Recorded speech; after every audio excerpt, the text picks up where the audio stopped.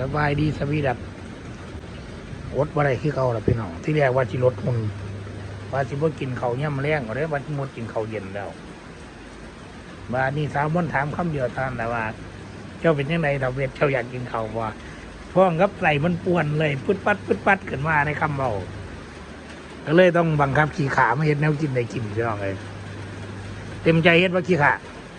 ปานใดนะ ดูสีหน้าใช่ไหมรอบดึก สวัสดีครับเอาลูกร้านใส่พี่น้องรอบดึกเอาพี่น้องอ่ะใส่เข่าหน่อยเด้อบักกันนี้ไม่ได้กินเข่าบนมือเลยนะขึ้นบ่อยพี่น้องข้อนี้มันขึ้นเนี่ยเป็นยังน้องหลานย่านหลานหิวทำมาแกงได้คนเลยแต่ว่าพริกไม่ได้โขกไว้พี่น้องชีพมึงแล้วมันก็บอกเป๊ะล่ะเลยได้เอามาโขกไหมมันไม่ได้กินเข่าเลยมีกินตำมาแกงได้ยี่บ่อะไรเนี่ยกินได้มันไม่ได้เผ็ดเดี๋ยว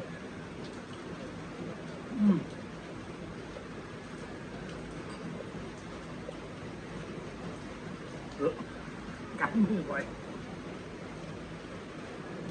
ดึกแล้วได้นี่3 ทุ่มแล้วเนี่ยพากันลุกมัน1 เข่า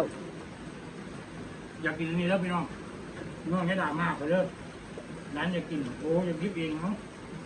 เอายิบโอ้สร้างมันนะมันจะกินยังไงอยากเก็บเองพี่น้อง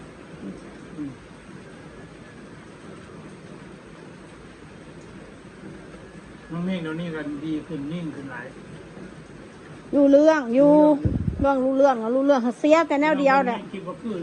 เสียแต่โตขี่เหี่ยวบ่คันละหูนี่แหละเสียตัวเดียวนี่แหละแล้วก่อนมันสัมผัสของหูอยู่อันอื่นน่ะรู้เบิดพี่น้องเสียแต่ว่าปวดขี่ปวดเหี่ยวจะขี่ซะก็ขี่อย่างเหี่ยวก็เหี่ยวรถหะนะน้ำต้มล่ะเพราะวันที่ย่างออกไปย่างประเทศได้เกี่ยวไว้ร้านปวดดอกยำมันเก็บนางลุงบ่กินบ้ากินก็มากินเด้อกินข้าวลุงเผ็ดนี่เอามาเด้อมาหน้าน่ะกินก็ไข่แล้วน้องดุ้งเนี่ยอายุขางเงี้ยน้องเมียเนี่ย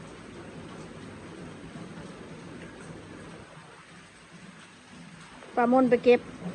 แต่สิเก็บเอาไปกินกับแกงน้ำไหมเราไม่ได้แกงโอ้ยตาคง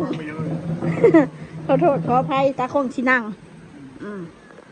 บางลุงกับร้านกินข้าวตำแตงแซ่บเลยมันยังลุงกับร้านก็ใส่เสื้อสีเดียวกันลุงกินยังไงเอาหมูยิบโอ้เดี๋ยวจะว่าไก่ร้านเดียวเนาะกับตะลุงเอาไว้ข้างนี้อันนี้เจ้าเดี๋ยวจะว่าเขาจะว่าลุงไก่ร้านอีกกินไหนมาเอาเงินพี่น้องต้องเข้าใจเด้อเขาเล่นเป็นเวลาเด้อพี่น้องอันนี้ร้านจะกินน้ำอะไรอย่างไรเขากินนะแต่ใครเราพูดกันเนี่ยสร้างมันมันไปหันละ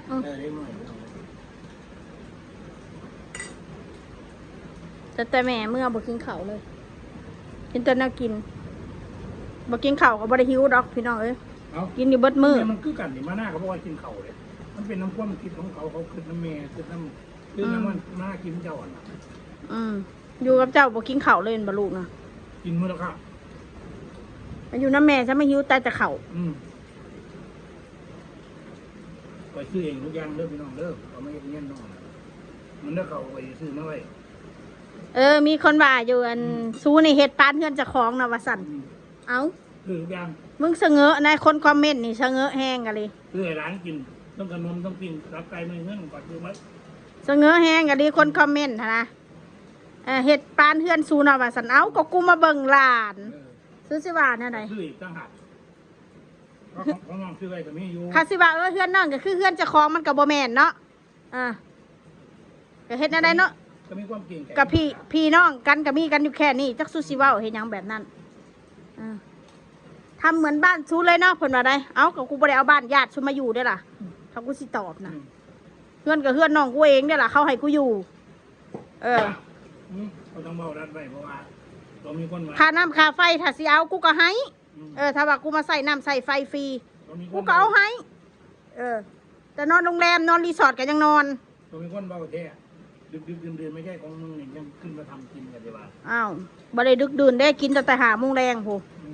อืม มันก็กินไปแล้วเด้เนาะคนกินข้าวตั้งแต่5 โมง ยิบเอาเลย กูก็ดูแลร้านอยู่ด้วยล่ะสักผ้าสักแพรกูมีหน้าที่สักร้านก็มีหน้าที่ตากปุ่น ลุงย่างเนี่ยเพิ่นอีกกินแซ่บเลยครับไม่ได้ใหม่ไม่ได้หยังเลย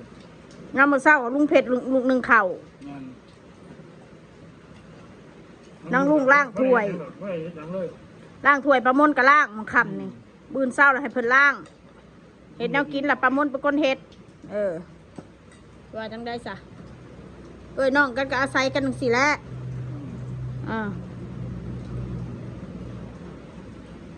ซ้ำน้องเมฆนะโอ้ยขอยเลี้ยงได้สบายพี่น้องมันบ่ได้โศกมันบ่ได้ให้เบิดมื้อนะ แม่เมียงานกันว่าเนี่ยพอเอาไปเลี้ยงอะไรก็ได้ย่างหลานเอาพวกมันไปเห็นงานเนี่ย เลี้ยงในเบิดน่ะเด็กน้อยกินสิกินซำใดเฮาให้กินเป็นเวลานมเขาก็ให้เขากินเป็นเวลาเขาต้องสอนเขาเข้าห้องน้ำเวลาปวดขี้ปวดเยี่ยวเขาก็ต้องสอนเวลากินแนวกินคือกัน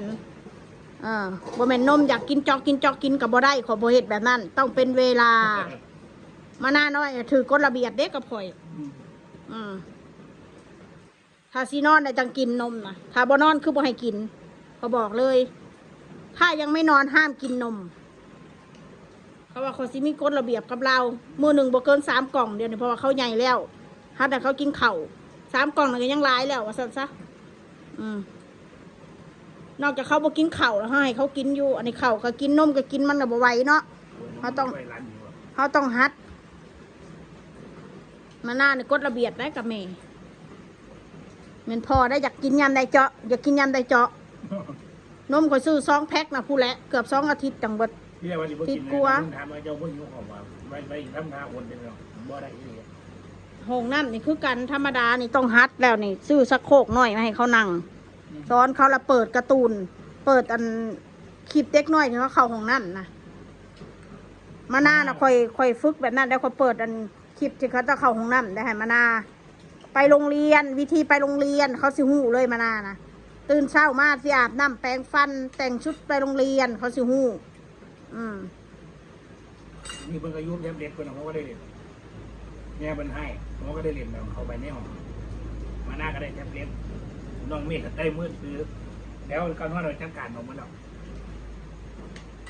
มากินแม่ให้ลูกให้ร้านกินกันนะหมูนะเมฆมาแม่ลูกเมฆเลยเมฆกับบ่เมฆน้ำปูเนาะบ้าน จงไว้คนนี้แหละพี่น้องกินก็มีแหละเอาไว้ร้านยิบกินเลย ได้ยินนะหูนะบ่อยากหันเขา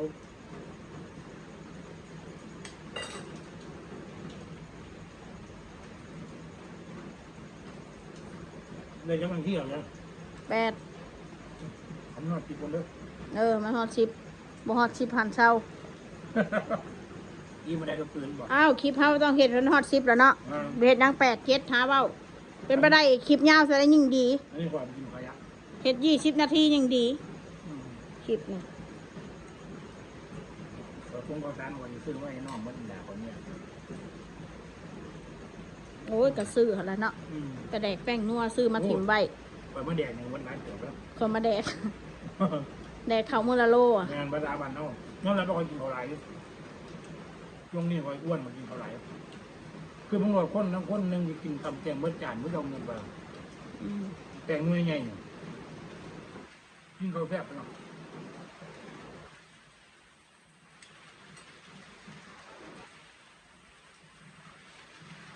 คนอ้วนกินข้าวแซ่บนี่มันรู้แบบเมียมันอะไรตอนกูถามมันมาเอง อะไรมันบูหูแล้วเขาก็บูหูเนาะแมวนะมันบ่เปลืองคือหมาดอกเลี้ยงหมานะเปลืองคักมันกินหลายกว่าคนหมานะไปหาอาบน้ำมาแล้วก็นี่ไงนี่ยัง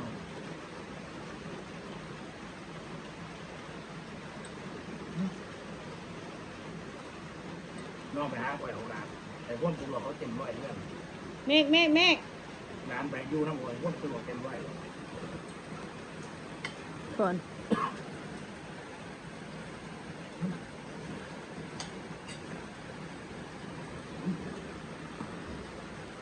เอาสำหรับคลิปนี้ก็คงสิได้สำนี้เนาะ น้ำไปก่อน ไว้พอกันใหม่คลิปหน้าเด้อสบายดีจ้า ส